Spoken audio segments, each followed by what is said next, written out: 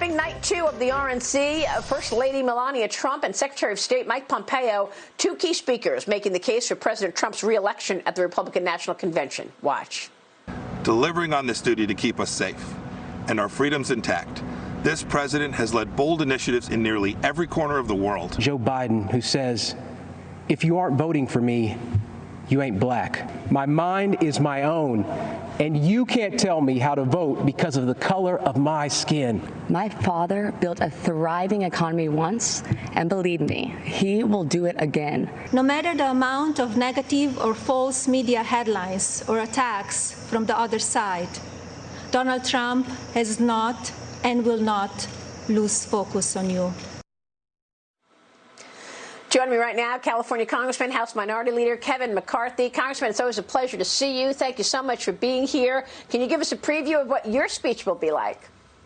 Well, I'll continue the discussion about the contrast between the two and what the future holds. We'll talk about a stronger economy, be able to rebuild the biggest economy in history, renewing the American dream, and restoring our way of life, safer communities, developing a vaccine, and standing up to China. I mean, when you look at the Republican convention versus the Democrat convention, after 4 days of the Democrats, all I realized is 3 things. They hate President Trump, they want to raise my taxes, and they want to defund the police. I think America's too great for a vision so small.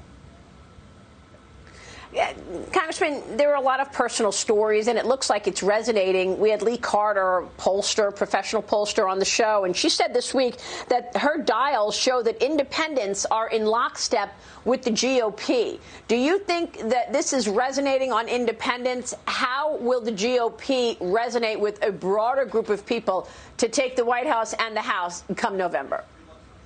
Well, I think the most important part is we look forward, we don't look backwards. If you look at the Democratic Convention, it was people who have been there for more than 40 years. Their own nominee has been in Washington for 47 years. Donald Trump brings something much different. He listens to a voice that politicians wouldn't listen to before, the average American. And he's putting that on stage, and you're seeing that because he's empowering you. I mean, you're seeing new faces within the Republican Party. You just played one, Daniel Cameron. How impressive is that young man, and what a future he has for this country and what it's done, to Tim Scott, to Maximo and others. I mean, this is an exciting time for the Republican Party, and I think it's going to broaden the Republican Party, and that's really what this convention is doing. It's showcasing new faces. It's showcasing that this party expands beyond, that we have an umbrella that everybody can be under. Yeah, it's a good point. So you talk about a lot of new faces. Congressman, walk us through some of these House races. I was on the phone the other day with a businessman who said, I'm worried about the Senate races. I'm worried about the House. He's a Republican. He's obviously a supporter of yours, but he's looking at some of these House races and wondering if, in fact, you can take the House. How are you going to do it?